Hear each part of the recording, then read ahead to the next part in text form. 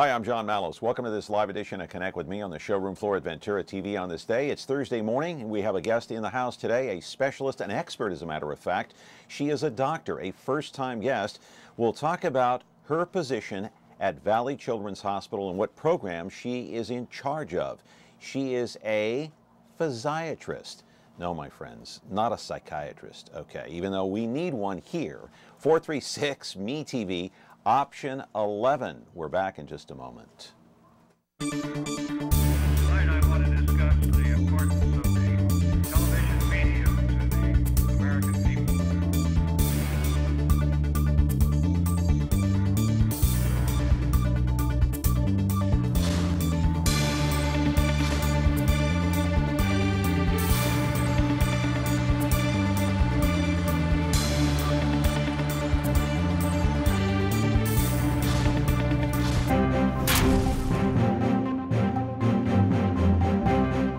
Back here on the program here on a Thursday morning. Glad you're with us on Connect with me on ME-TV Fresno. We have an expert in the house today to talk about a lot of things going on at Valley Children's Hospital. I would say, you know, they've changed the name so many times, I don't know what to call it anymore, so I'm just going to call it Valley Children's Hospital. That's how I knew it when I first came to Fresno back in 1996. We all know what we're talking about, that big medical facility out there in Madera. A quick programming note for the next couple of days, a very exciting program tomorrow. We've got a guy in the house talking about Temperance Flat Dam. Okay, this is a very important topic because he's the man that could spark the beginning of the building of Temperance Flat, because he's got to turn in some papers to, I'll tell you tomorrow where he's got to turn these. It's an application. It's got to be in by, no, it's got to be in by Monday in order to get the ball rolling for Temperance Flat. There's a deadline. The deadline is on Monday. He's our guest to talk about it tomorrow. Temperance Flat, of course, a very controversial issue. And also they passed the water bill in the House, H.R. 23, which we're going to talk more about on Monday with David Taub and George Hofstetter. David Taub spent the last week or so in Washington, D.C. He questioned Nancy Pelosi. Interesting interview. Wow. Anyway, he also talked to Jim Costa, David Valadeo, who authored the bill. Should be a very wild and manic Monday with those two guests. Also, we'll talk about the City Council. Tonight, they're going to talk about Gary Bredefeld wants everybody to carry a concealed weapon. Everybody. I mean, everybody who's legal and sane, that is, to protect themselves here in the city of Fresno. Anyway, you're watching us live on Comcast, channel 375, as usual, Monday through Friday, 10 o'clock to 11 o'clock in the morning. It's a call-in program. You know the telephone number by now. If you don't have Comcast cable, you don't have to worry. It's 43.6, 13.1 over-the-air broadcast with a digital outdoor antenna. And you can go in and see Dennis, Hector, Rafi, any of the people here at Ventura TV if you want to buy one of those, or you can buy them anywhere, I guess, even online, I assume. The replay comes later in the day, 2 o'clock in the afternoon, 13.6 YouTube, 8 o'clock tonight, 4.6 Biz TV. After that, you can catch us on YouTube. As mentioned, today's guest is an expert in her field. She is a doctor at Children's Hospital, Valley Children's Hospital, right here in the Central Valley. She's been there for quite a while. She is in charge of a program called Adaptive Sports. What does adaptive sports mean? Well, it means that you have children there that have some sort of an issue, physically, perhaps mentally, whatever the case may be. Either they were in a car accident or they were born that way. There are children who have special needs, and so they compete in sports like water sports, track and field, basketball, tennis, hockey, even rock climbing, my friends. And so it's a great inspiration for these kids. Now, they do have a rehabilitation program. They have a therapy program, both inpatient, outpatient, but this is different. This is adaptive sports. Like if you go to high school, middle school, they have an adaptive sports program that your child can compete in. They also have that at Valley Children's. Let's take a look at one of those programs, or all of those programs, in this report.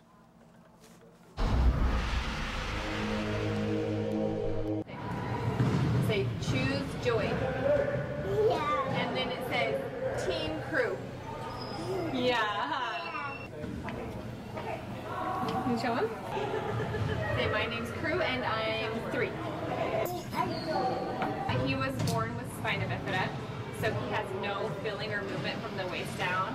And our motto is we choose joy every day, and we want him to know that he can do anything that he sets his mind to.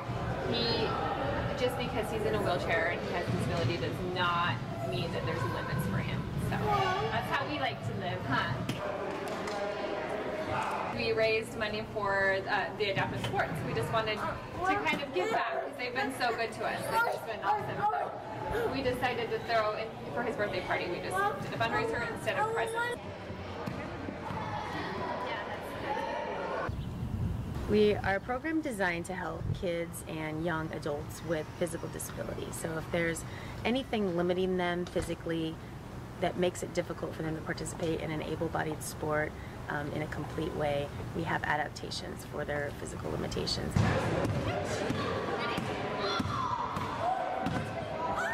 And we've grown from one sport, which began as water ski, adaptive water ski, to 12 to 14 sports and activities and 3 teams.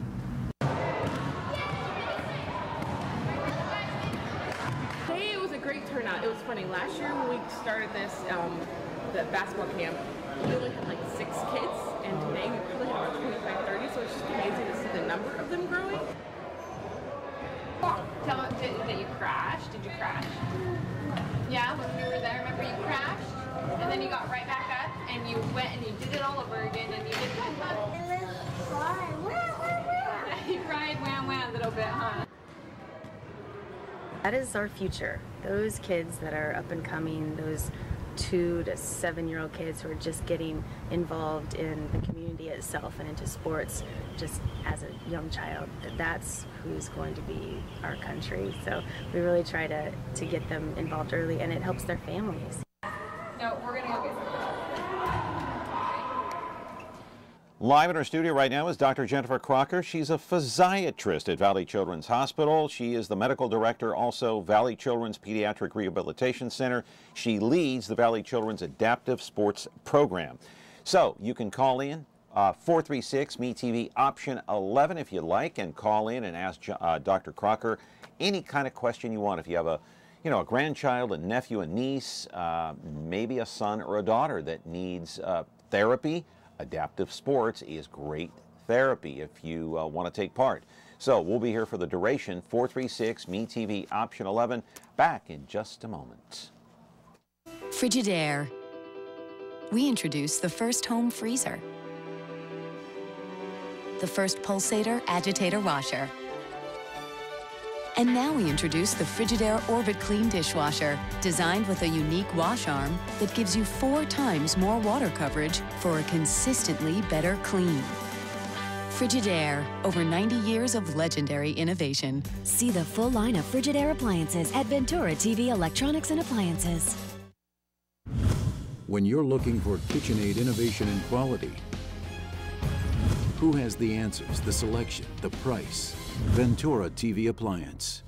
With billions in nationwide appliance buying power, more than Home Depot and Best Buy combined, we'll help you save. Our low prices on Energy Star qualified KitchenAid appliances save you energy and money, and pay no interest on select models when paid in full within 12 months. Ventura TV Appliance, serving you since 1951. You know, you stop and think about, my friends, anything that you do, any kind of movement that you do with your body physically is really considered therapy, whether you walk or get up and stretch, run, whatever the case may be. If you can't run, it's okay. You can still do things to improve the quality of your life. Dr. Jennifer Crocker is here from Valley Children's Hospital. Welcome to the program. Dr. Crocker, let me ask you first of all, so, you know, physiatrist kind of rhymes with psychiatrist. I'm sure there's confusion there with a lot of people. I'm sure you get this all the time. What the heck is a physiatrist? What is it? We do get some confusion. It is a physical medicine and rehabilitation. So it's a subspecialty, and I am a pediatric physical medicine rehabilitation doctor or a physiatrist. Okay, explain that further, because that was like the short version. So in plain English, what does that mean? So many of my patients that I have in the hospital have gone through a particular trauma, whether it's been an illness or an accident, something life-altering. And often they are rendered with a physical disability, sometimes a cognitive disability that is irreversible. And we see them early in the hospital during their trauma stay and then transition them into a rehabilitation program at Valley Children's. Okay, so a doctor like you deals with physical ailments from head to toe, including neurological? Correct. Okay, so let me just read to you what the internet says, and I looked this up last night. So a physiatrist also is known as a person who treats a wide variety of medical conditions affecting the brain, neurological. If you've had a stroke, if you've had some kind of brain trauma, whatever the case may be, is that right? Yes, a tumor, an infection, all those things fall under that category. All right. Also, you deal with spinal cord problems, yes, nerves, bones, joints, ligaments, muscles, and tendons. Do you hear that, my friends out there? All you people that watch these shows, you're about my age or a little bit younger. I don't know, do you remember some of these shows on MeTV, by the way? Of course. Yeah, yes. I know. Okay, so the people out there, you know, approaching 50, let's say, that's when you begin to feel maybe some aches and pains. Not always. Sometimes it can happen earlier if you're in a car wreck or whatever the case may be. So all you people call in, ask her a question. 436 MeTV option 11. It doesn't cost you a dime to call in. This is free advice, my friend. So call in and ask the question. But mainly you specialize in children. But do you help adults if need be or not? Certainly. I'm trained in both adults and children. I just subspecialized into the pediatric realm, and at Valley Children's Hospital, I see patients from 0 or birth all the way up until 21 years of age. Wow. And then within that, we transition those kids from 21 on into their adult life, which often includes adaptive sports, adaptive leisure, vocational opportunities, anything that we can do. Right. Let me ask you before I get into the adaptive sports and the rehab programs out at Valley Children's, because there's been a lot of talk in the news media about the, CTE. You know a lot about that because you're a doctor. I watched the movie Concussion. There's this report that came out a couple of weeks ago in the New York Times about they examined all these brains of former NFL players, including Ken Stabler, former quarterback for the Oakland Raiders, who died of colon cancer, but he donated his brain. Before he died, he signed papers to donate his brain after he died to examine what he was feeling and why he was feeling these things. And it turns out that he had the beginning stages of it. So what's going on with CTE now? Would you say that football is a major contributor? Is it a dangerous game the way it is now, even though the equipment has improved over the course of time? The equipment doesn't seem to alter the impact, the sheer injury, the shaking, so to speak, of the brain inside the skull. And because certain sports are allowing and really lead to direct contact on every single play, those sports, those collision sports is what we consider them, tend to be more heavy in the area of risk when it comes to traumatic brain injury over time, mild traumatic brain injury, concussion, things like that. Football is one of them because on every play there's a collision. Hockey tends to be in that category, but we have many concussions, many kids coming through that have had trauma to the brain and concussion injury from soccer, basketball, baseball, anything where there's contact can happen. It's just the prevalence of it in a collision sport puts the numbers much higher. See, here's the thing. Football, you're wearing a helmet. Hockey, you're wearing a helmet. Basketball, you're not. Baseball, you are if you're batting and running the bases. But say rugby, which is a full contact sport, most cases they're not wearing helmets. The helmet's a little misleading. The helmet is protective for the skin and the skull, which is the shell. The problem is occurring in the brain. So if you can imagine an egg and the shell being the skull, or let's say you put a helmet on that egg, the brain inside is like the egg, and so when you're shaking the egg or when you're moving the egg one way and stopping it abruptly, such as a hit, the damage is inside the shell. And so even a helmet doesn't protect any of that. And so really forming better techniques for tackling, for the collision that's upcoming in any sport that you're in, tends to be more protective than any kind of equipment that we can come up with. You just have to wonder, though, why the NFL doesn't just open up 100% on this and come on board and admit that there is a problem. And really, there's no simple answer. I mean, if you're going to play football, you are at risk, right? There's no getting around it. Am I right about that? It sounds to me. I'm no expert. No, you're definitely taking a risk. Anytime that you're involved in a collision sport, you're accepting an amount of risk for that collision, whether it be your brain or your spinal cord or your arm. However, if you can minimize the risk by better techniques, by better training, by better form, by really learning how to move to avoid the head-to-head contact, then you can improve those numbers. Why is it some players don't seem to get CTE? Some of the older players, they seem to be okay. Well, it can depend on your position. If you're in one of those positions that's getting a collision every single play, then obviously you're going to get more repetitions in that area. It could be some just hereditary state of brain. You know, some people are a little bit more likely to sprain their ankle than others, and there's certain reasons that your body is a different composition. I think it's more just underreported too.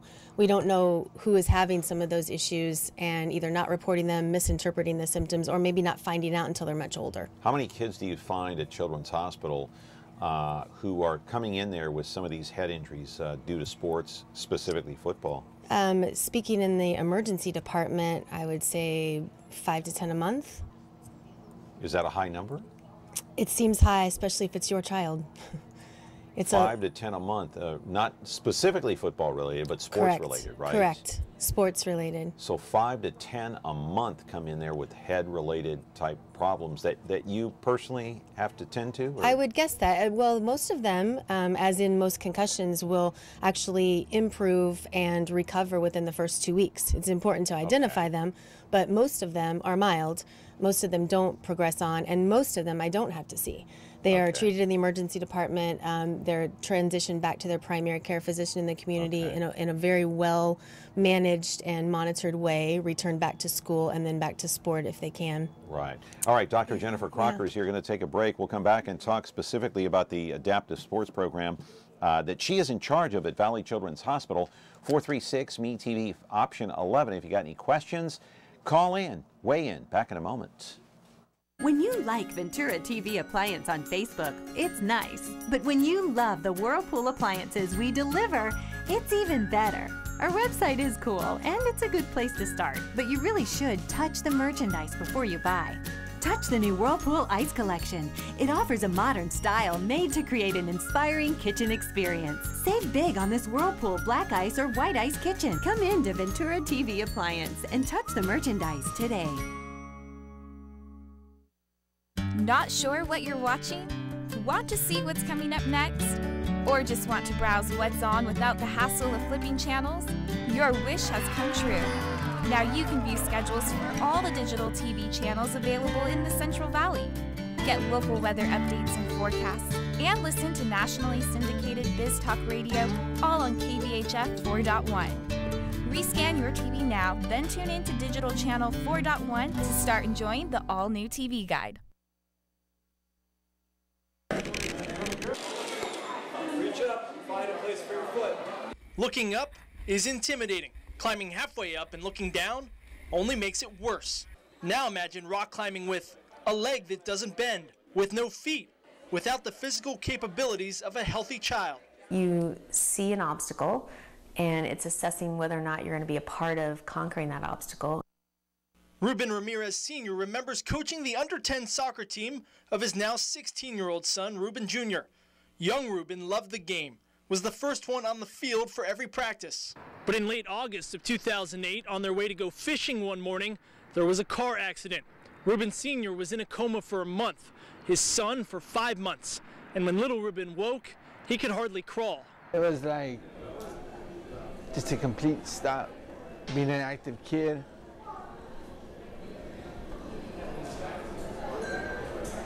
I didn't know what to think. Fast forward to 2 weeks ago. Ruben Jr. went to the Metal Mark climbing facility in Fresno for an adaptive clinic and reached the top his very first try. Nice job! About relax. Untitled He works really hard at it, yeah. Because he knows, he knew at one time that he was able to run around, be a normal kid. Now a junior at Clovis North, Ruben Jr. not only goes through a normal school day, twice a week he works out after school. He tells his teachers he's going to walk the graduation line when he graduates, so looking forward to that. On the other side of the wall is Seth Faulkner, an 8th grader at Sierra Junior High. I remember being very reluctant to even try it. That's yellow? Good. All right. Born 7 weeks premature, diagnosed with cerebral palsy at 7 months, nothing physical has ever been easy for the 13-year-old who's been through 5 surgeries and has a 6th scheduled in December. You definitely have to, you know, accept the diagnosis and then, you know, make the best life. In the last year, Seth has tried water skiing and wheelchair basketball, in addition to several trips to Meadowmark. Very emotional story with that father there and the son who was in a car accident, being involved in the obstacle course there and the adaptive sports program. And Jennifer, it's heart-wrenching to see some of these stories. And tell me a little bit more about that family. How are they doing? Much better, and bringing that level of rehabilitation into anyone's life after they have gone through a trauma where his life was saved, and that initial shock is taken in, transitioned into the inpatient rehabilitation unit where you're basically just working to get out of the hospital, just trying to get home. But then reintroducing another piece of life that is often overlooked, getting back into a social center, a physical outlet, sports, recreational activities, things that kids do. That is their job. The kids' vocation is to go back to school and to play and to compete, and that is the part that you really see makes that child a whole and the family. Does that child have drive and determination? Definitely, and yet we use things like climbing to the top of the wall or riding the water ski to the end of the lake or finishing the race to help spur on other motivation for other things academically or just family dynamics. So it all goes together. How does the rock climbing or some of these adaptive sports programs help from a physical and mental point of view? You're the expert, you're in charge of the program. What do you emphasize and how do you emphasize utilizing all these various adaptive sports programs? The beauty of adaptive sports is that we all need physical activity. We all need physical exercise. Our body needs it. And that's the easiest thing to explain. Getting in shape, getting your muscles toned, getting your body more able to take care of itself and to accept any other injury that could come along or prevent further injury and just get stronger. That's easy. It's easy to see. The social piece of it is different. You kind of forget about all of the social awkwardness and differences that happens either from a child that's been born with something and has dealt with it all his life or all her life that's made them different, or suddenly changed from one social circle to a different level. And that is emotional health as well. Getting that person back into a life is a psychological change. And we feel that sports and recreational activities lends itself to encouraging all of those things. So how does it help a child who wants to do it, number one, and how do you get a child to that point to get to the edge of the water and put the toe in? We use a lot of incentive, and quite frankly, other kids are the best incentive. So we will have our crash test dummy, meaning that kid that's tried it one time, enjoyed it, loved it, his parent that loved it is very supportive, go in front of the other newcomer and say, you know what, this is fun, this is good for you, and you're gonna love it, and we're gonna be there to support you. We try to make it safe overall. Safety is the first thing, protect their health, obviously. But then we make it fun and we make it exciting, and just a social inclusion is part of it, but a physical competitiveness is also something that some of these kids have never experienced or want to get back to. All right, so how does it help them physically and emotionally? Specifically emotionally. I know the physical part, it helps, but how does it help them emotionally? Do they feel, gosh, I hate to use this term, but I won't use it, but do they feel more like the other kids who don't have problems? No. I think they understand more that everybody has something. Everybody has problems, and they are not the only one. Okay. And standing there with a friend at the shore, watching another person water ski that maybe doesn't have sight, or doesn't have a left arm, or maybe has some cognitive issues, or has some muscle tightness that they don't deal with, and they're able to overcome that and find a way to modify their sport so that they can be just as competitive or equally happy in that sport, opens up a lot of doors for them psychologically. Okay. In terms of, you know, feeling like you're a part of the group, obviously that helps them emotionally. They want to feel like they're a part of society, that they're going to be productive like their friends and their classmates. Does it help them once they go to school? Because, you know, I mean, you know my daughter. She's I don't want to use the word partially disabled. I guess special needs is the problem. But how do you make these kids go back into their normal life after these adaptive sports programs and adapt to real life, being at home, going to the movies, being with their friends, going to school? These are all normal activities. That is the million-dollar question. Does it help Absolutely. in everyday life? Absolutely. Adaptive sports, does it help in everyday life or not? It's fantastic to see how it helps immediately, because when we have a clinic, I'm going to use a water ski day because that involves so many people, so many volunteers, so many able-bodied volunteers, so many athletes that are actually skiing, boat drivers, jet ski people. We have a community out together. The disabled athlete is usually chit-chatting eventually with their able-bodied high school volunteer who is going to help them on the ski. Oh. They start to realize, oh, he's really just like me. We actually like the same TV shows and the same music, and he's wearing the same shirt that I'm wearing. And it's really a lateralization. Everybody is on the same level, the same playing field when you're out there. You're all working toward the same thing. People are more likely to strike up a conversation and realize that they're all much more similar than they think they are. And it's not just I'm the inspiration for the day, I'm the token person with a disability that's out there today to have a wonderful experience. It's a shared experience, and that translates into relationships. You know, I got to go to break, but in the monologue, we showed a little piece of video with a little boy in a wheelchair who had spina bifida. What is spina bifida, real quick? It's a neural tube defect that affects the spine at different levels, but is a birth defect, so they're born without muscle control and sensation at a certain level down. Okay, but I'll give you just a very inspirational story. Yeah. Back in the 70s when I started in broadcasting, that was a long time ago, it was like ancient history, right? There was a co-worker of mine, her name was Sue, and her husband gave birth to a baby boy who had spina bifida. Well, I remember that he used to come into the television station where we worked in a wheelchair, okay, as he got older. And now, of course, he's a grown man, 40-something. He got married, has a family, is working. He's still in a wheelchair, of course, but leading a very productive life. So it can be done? It not only can be done, it is done, and it's done well, and there is so many options.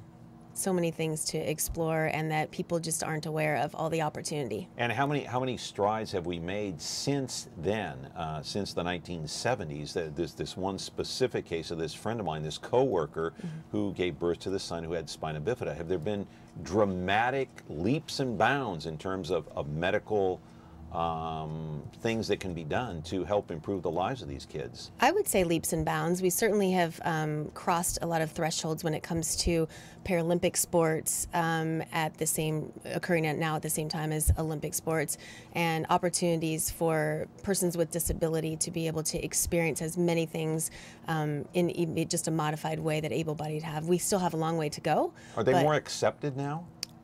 Certainly. We're all more than they were in the open-minded. 70s and 80s? For sure. And there's a lot more description and definition about what it means to be physically disabled, and really comparing that to just a cognitive disability. Yeah, and it helps when you're accepted, especially at school. If you're growing up, you're in middle school, that's when you become to, you know, maybe more so for girls than boys, I don't know. That's when you realize that you're looking in the mirror a lot more, you're combing your hair a lot more, you're becoming a lot more vain, and you want to feel accepted. You realize more things around you going on around not only you but around the world. Am I right? Absolutely, and you want to accept yourself. Yeah. To be as wonderful and as beautiful and as strong as you know that you are, yeah. And shed some of those stereotypes and some of those misconceptions. All right, 436 Me TV option 11 if you want to call in. Back with Dr. Jennifer Crocker from Valley Children's in a moment. Ventura TV Appliance Center. We're the save energy, save time, save money place. The Energy Star qualified #1 rated high efficiency Cabrio from Whirlpool Place. You heard right. Right now, save big on select Whirlpool Cabrio laundry pairs and pay no interest when paid in full within 6 months. At the hometown low price, think outside the big box place. Since 1951, Ventura TV Appliance Center. We're working hard to be your place.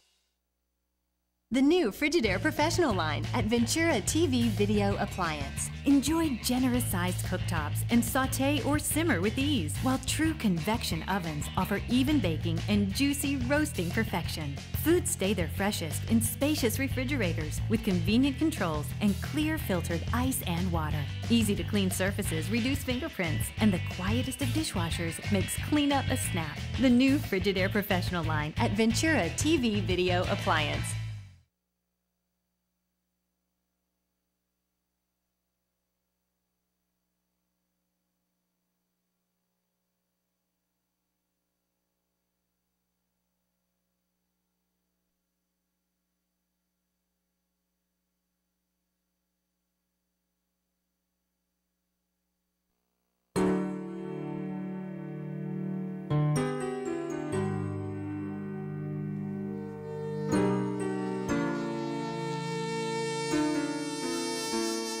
So Heroes Day Big and Little is basically taking veterans with disabilities and children with disabilities and allowing them to have a water sports day here completely free at Bass Lake. It's actually a great combo because the kids can see adults who are very similar to them and see what it would be like for them as an adult with a disability, still out engaging with the community, being on the water, interacting with peers, socializing, so they can see that that can be them when they're older. My favorite part of today was going on the tubes. It was going really fast, and you could like bounce off your seat and stuff, and you could get water on you. Well, a lot of these kids, they're often sitting on the sidelines because of their disability. It kind of keeps them from participating in a lot of these activities because either people don't know what to do or how to accommodate them, and so what this day does, it puts them first. It's all about them, so they get the first dibs on the rides. They have adults and volunteers who know how to work with them and get them to be able to access the kayaks, the boat rides, the jet skis, the towables. Like, the day is for them, and so it's really nice. Like, all the intention is on them, and that's our goal. Many of the U.S. servicemen returning oftentimes need some decompression time and an opportunity to kind of come back into everyday life and reality. The Valley Children's patients who may have had some type of a health problem or a trauma, they also need that stress relief. And the irony is that each group helps each other. I tell the veterans to believe, do their exercises, and keep doing things I love. It's like the most important thing in the world to me because I am celebrating Heroes Day, and I am celebrating all the veterans that have passed and are still here fighting in the war and stuff. Of course, that took place out at Bass Lake, and I was just telling Dr. Crocker that not every child has the same motivation, and a lot of kids, they just want to stay on their phones now. They want to stay in their rooms, on their computers, their iPads, and play games, and not be involved in any type of physical activity. So is that a problem for a lot of kids that you see now with the the social media, the electronics? Is it a problem? It is a problem to encourage someone to do something they've never done before. That's always a little intimidating. And we compete with electronics, we compete with TV. That's not a new problem. What we often are enticing people for is not come out, meet a bunch of new friends. This is going to be your new livelihood. This is your new professional sport. Yeah. It's just come check it out. Just come show up, have fun. We'll give you some lunch. have a, come out and see what it's all about. And invariably, when we get them out, that's all it takes, because it's a quick enveloping into the community of a great time, and people are so warm and welcome and encouraging. And if you're looking for some volunteer hours, this is a wonderful way for teenagers, young adults, older adults, anyone that has some place in their heart to come out and volunteer. You will immediately meet people that will change your life. Yeah, and you have an event coming up on August 26, 9 a.m. to 2 p.m. Porterville? Porterville? It is in Porterville. A lot of our what's activities, happening there? we have our last of the season adaptive water ski day. Okay. And it's at a private volunteer. lake. People can volunteer? We would love people to volunteer. And how would they contact you? So you can contact us through the Valley Children's Hospital Adaptive Sports. There's a Facebook, and you can also just call the main number at the hospital, which is 559-353-3000, which would get you to the hospital, and ask for rehab or adaptive sports. Or you can call 559-353-6130 to go directly to our unit, to where we can give more information about all of the adaptive sports. And you're in charge of this. Now, how long has this program been in place out there? This is going to be our 9th year. We year. started this, I began the program a few months after I started working at Valley Children's Hospital. 2008? In 8. Okay. Yes. Right. And why did you start it? Boy, that is a great question. I had been involved in some adaptive sports programs for adults in other places, other hospitals, other cities. And I remember coming into Fresno, into the Central Valley, and seeing the opportunity of just geography. We have mountains, we have lakes, we have rivers, we have camping, we have hiking, we have everything within minutes to get to. And in places I was at before, we had 3 months of a summer, and we had to cram everything into that, or we had to drive many, many miles to get to a mountain. So just the area, the beautiful Central Valley that we have, was just conducive to starting something that was so desperately needed. We have a program here that involves any kind of inclusion or adaptive sports that is offered through different private companies, but nothing that is free, nothing that is completely accessible, and nothing that is just open to anyone wanting to come out to it. And so we saw the need and we saw the fit. So where were you before? I've been at the University of Indiana, so in Riley Children's Hospital out there. And the Hoosier land. Yes, the Rehab Hospital of Indiana has a very thriving adult adaptive sports program. And so you took part in that. I did. And that's why that's where the idea came from when you arrived here? Or? I was a part of their adult program, and I, being a pediatric specialist, was encouraging more of the kids to be involved and start to modify some of our sports and some of our activities so that we could allow for kids. So I got a little taste of how a pediatric program would work. And I had also worked with the Disabled Sports USA of the Far West, based up in the Sacramento and Tahoe area. And they had introduced us to some things through UC Davis. So I was able to hook up with some people that I knew and get some borrowed equipment and some, I call them suckers, but volunteers that came out to help, and we just started with a few people and a few things. So what about all this equipment? Where does the money come from for all this equipment, like wheelchairs and skis, and I don't even know what else you need. It is a good question. How many sports here are we talking about? We're talking about basketball, 11 sports. Yes. I only named a few. You got tennis. Where do you get where did Children's Hospital come up with the money for this program? That is the other area where the Central Valley is incredible. The people. We are a donation-based program. We are not necessarily under the budget of Children's Hospital or Valley Children's Hospital. We have a carve-out budget now that we've raised the money from. So you're a separate entity within itself. We're an entity within Valley Children's. Within Valley Children's. Yep, and it's a nonprofit through Valley Children's. But we were able to look out into our community and say, we see the need for these adaptive activities, and you cannot just go out and purchase one of our specialized water skis at Herb Bauer or Dick's Sporting Goods. You have to special order it from a certain company. They cost a lot of money. Everything costs a lot of money to be custom. Like a special water ski? A special water ski, special basketball wheelchairs, tennis wheelchairs, rock climbing harnesses. There's different things. And the community helps us. and we so raise you rely money. on donations. Do you have Completely. fundraisers? We have fundraisers. You do? We have. Like what? When? We have one annual fundraiser that's in April at the Clovens Veteran Memorial, and that's our Adaptive Sports Gala, and it's our main fundraiser.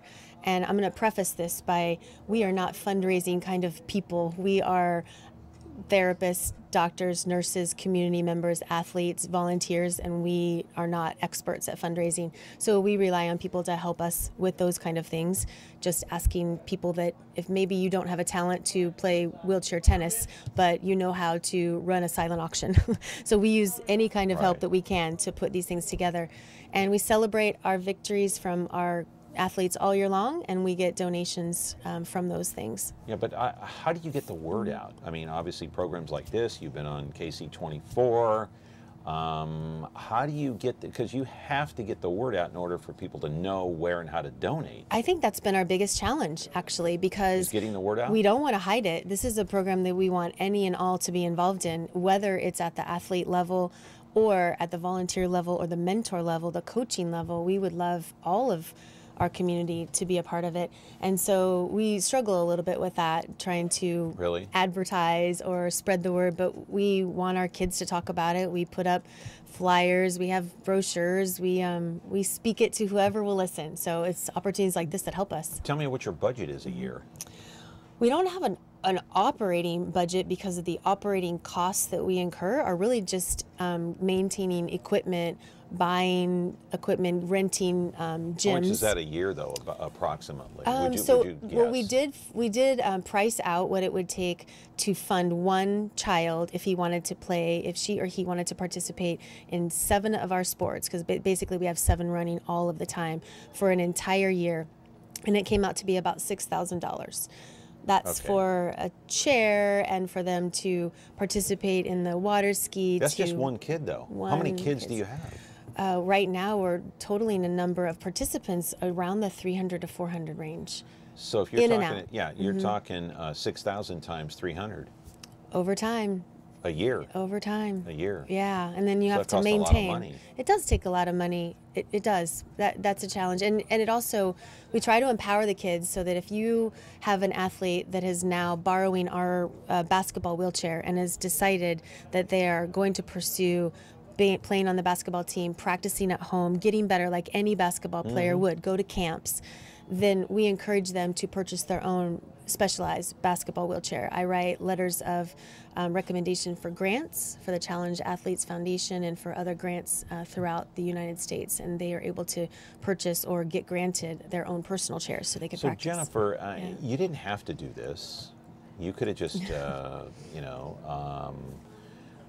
done your normal everyday duties as a doctor, as a physiatrist. There must have been something inside of you to spark this whole desire, this need to help others. What was it?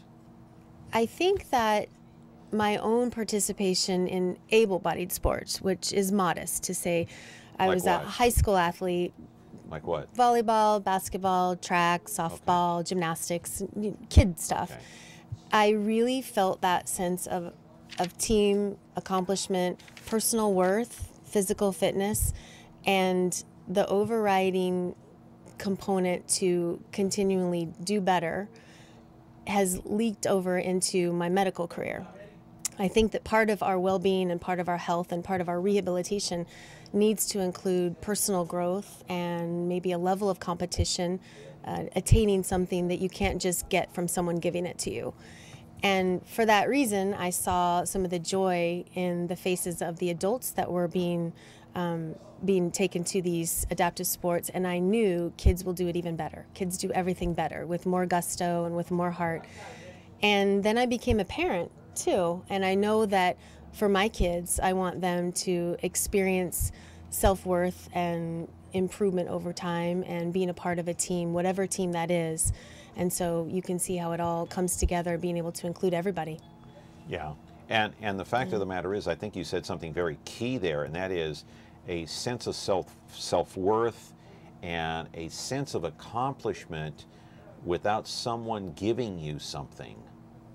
That satisfaction, that gratification that you would normally get if someone gave you a gift, but in this case, you know, no one is giving these kids a gift. They're giving them a chance, an opportunity to satisfy and gratify themselves, which is a gift that no one can give them. Absolutely. And seeing a kid climbing up one of our... Hang on, caller. One of our adaptive rock... Thank you. One of our adaptive rock climbing clinics, I remember this ringing out that there was a child, and one of our athletes was about halfway up the wall, and she was very nervous. She was halfway there, and you know, we provide the same amount of assistance you do for any rock climber, which is a belay. Yeah. And yet there is an opportunity for us to provide a little bit of a boost. If they're missing a leg or an arm, we can help them a little bit. And she distinctly yelled down at us, "Don't help me right here. I'm doing this part all by myself." And that, for me, was a success. Yeah. See, that's the key right there. Go ahead, caller. You're on the air with Dr. Jennifer Crocker, Valley Children's Hospital. Good morning, Dr. Jennifer Crocker. Appreciate you coming on board. I came in a little while ago, and first I'd like to know your job description, quick, if that's possible. And then, you know, rehab, do you follow through everything in physical therapy with the children, or do they have to be sent away? And that's two of my questions. Sure. And I appreciate your coming, share your information and your job career. Thank you, and thank you, John. Thank you. Thank you. Bye-bye. I will try to keep my job description to a minimum of 30 minutes for that part of it. 30 seconds, you mean? No, I meant 30 minutes. I could go on and on. Okay. My physical medicine and rehabilitation is a specialty involving rehabilitation from a standpoint of someone who has gone through a trauma or an illness or an accident that has a change in their physical disability or causing an impairment, or someone who's been born with someone. Yeah, and that includes the brain, like the spinal cord, nerves, bones, joints, ligaments, muscles, tendons, head to toe, top to bottom, right? Top to bottom. That's what you deal with. In and out. I mean, that's a real interesting specialty, by the way. But what was the second part of the question? And the second was about the interaction with the rehab itself. Okay, all right. If the patient has been born with something, then I will evaluate them in a clinic setting, in an office setting, and then try to come up with a good long-term rehabilitation program for them to take back to their home city, their home neighborhood, their home state, wherever that is. So if they live in Fresno, then it does incorporate it into Valley Children's. But if they live in Bakersfield, we often will do some therapy based near their home, so they're traveling 2 or 3 times a week to that. Right. If it's someone in the hospital that is coming down to our rehabilitation unit, we will do the physical therapy, occupational therapy, speech therapy on site as part of their rehabilitation until they're ready to go home. Outpatient, right? And then we go to outpatient, and then that also is either closer to their home or coming back to see us if they live nearby. Yeah, okay. Let's go to a quick break. We'll come back and talk a little bit about horse therapy. 436-ME-TV, option 11 if you want to call in. Back in a moment.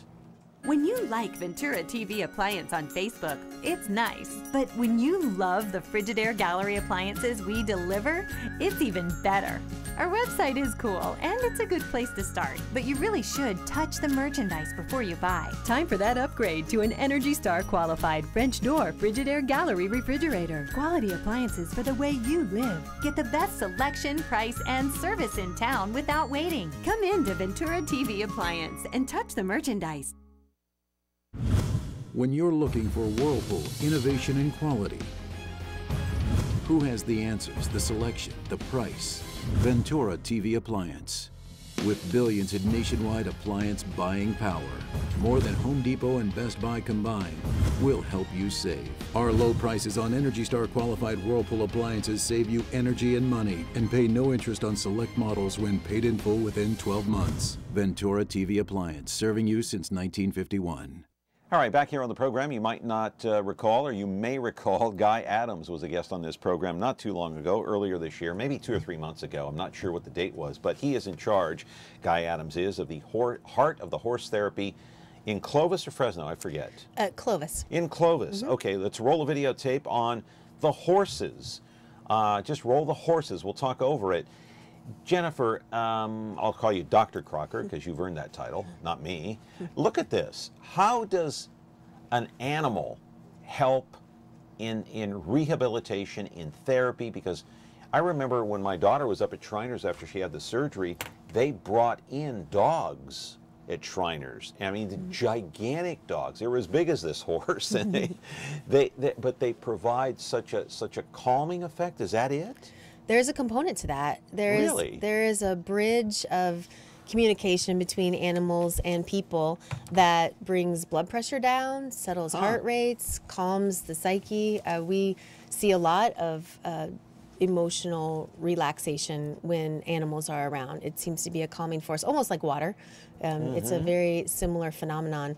And the interaction between an animal and a patient, especially if someone is under stress of some sort, often evens out some of those neurotransmitters that are causing some of the heightened awareness and stressful responses. And it really does help.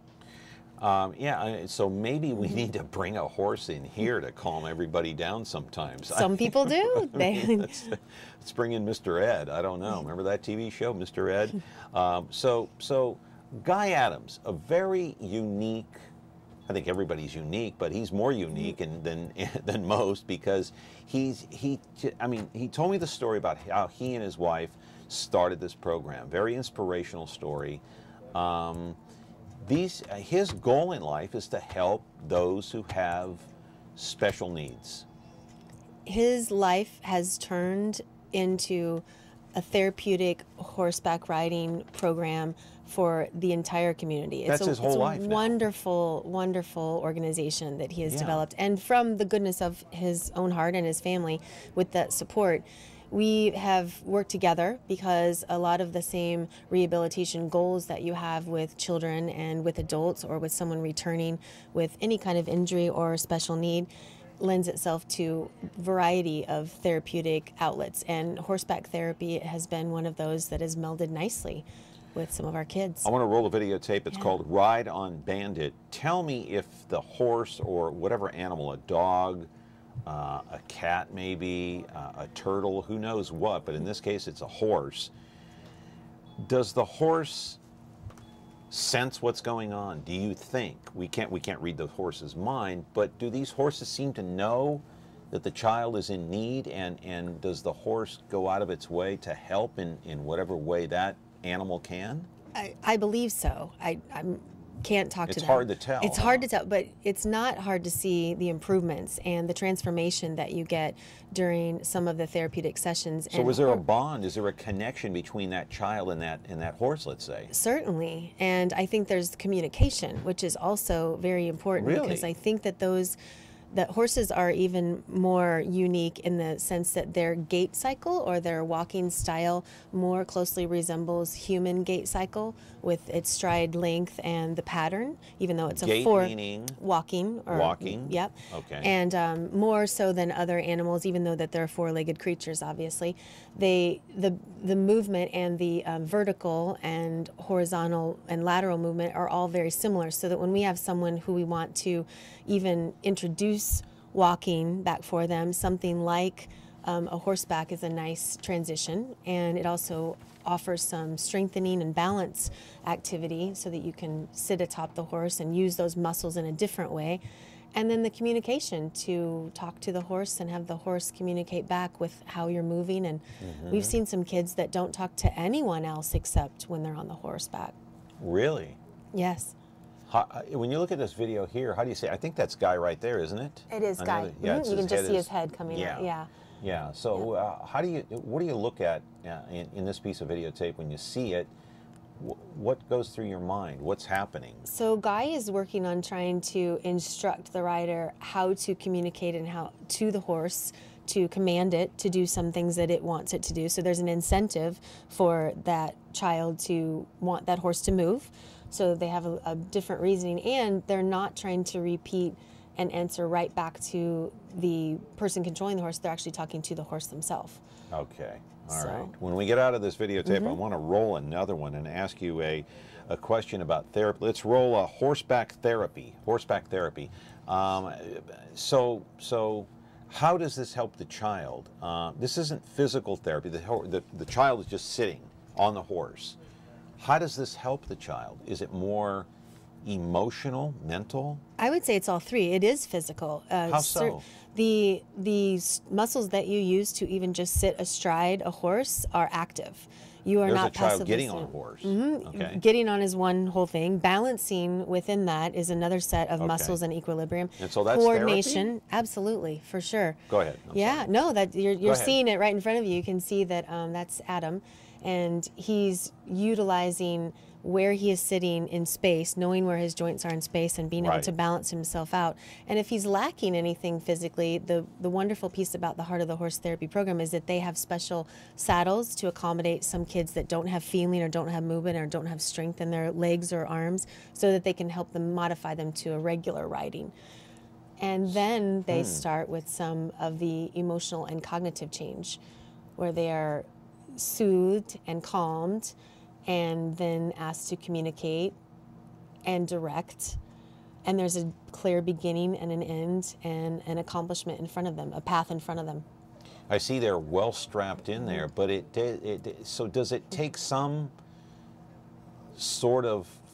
type of balance to be able to stay on that horse? I mean, I know they're strapped in. Yes. But Have you been on a horse? yes. They're but it's easy to been fall a off. long time ago. I've Yeah. been on a lot of horses, but not recently. I'm too scared I'm going to fall off. I'm too old. It's probably warranted. It was back when I was in my 20s. I was on a lot of horses back then. Well, I but know a not good now. therapy place in case Yeah. you do. Okay, don't even say that. But so it does take a sense of just, I know I'm strapped in, but just wobbling around. How does that help? We have a lot of kids that have movement disorders, that have weakness, that are struggling to reorient their body with new changes that have happened from them being sick or them being injured. And it's a wonderful way to incorporate some of those same things they're working on in physical therapy on a mat, on a living being, outdoors with something fun. Okay, let's go to the videotape. It's called Hoof Care. We'll go to Hoof Care. Now, it's not only just riding the horse, it's taking care of, say, the stable, the equipment. The horse itself needs hoof care or whatever kind of care they need. The horses need a bath, right? So here's what's happening Certainly. here. Do the kids get involved in this? I see one of the helpers actually doing the hoof care here. But do some of the children, do they get involved in, say, washing the animal, bathing the animal? I think any aspect that they can incorporate a child into the care of the horse, they would. So something that would be appropriate, because if the entire goal of any kind of therapeutic or rehabilitation program is to develop independence in that patient, you want that patient to then be able to be independently caring for other things. So if they're involved in their therapy, try to get them to coordinate their own care and to help with that. And so whatever they can, I know that Guy and Carrie work to try to incorporate the kids. Okay, we've only got about a minute left, and so the last question would be, do you find that the horses take a liking more to the children than they do adults? I'm sure that there are certain horses that have preferences, whether it be older kids versus younger kids. We know that kids are sometimes more energetic or erratic or spunky in different ways, just like dogs. Certain dogs are more relatable to certain kinds of kids. But I know that there's an animal-child connection that is different than any other thing. I know that they've seen quite a few what they would call miracles out at the ranch. Right. Yeah. Unfortunately, we're out of time. Went by quick, though, huh? It did. I hope you enjoyed yourself. Dr. Jennifer Crocker, thank you so much for coming in. Thank you. All I right. appreciate it. We'll see you back again sometime soon, huh? In the near future. If you'd like to come back on, you're more than welcome. That would be great. All Thank you so right. much, John. Dr. Jennifer Crocker, she's a physiatrist, a doctor out there at Valley Children's Hospital, involved and in charge of the adaptive sports program. And they have 11 sports, by the way, so give Valley Children's a call out there at 353-3000 if you're interested. Back tomorrow, we'll talk about Temperance Flat Dam. Should it be built? Should it not be built? What do you think? Back tomorrow. Have a good day.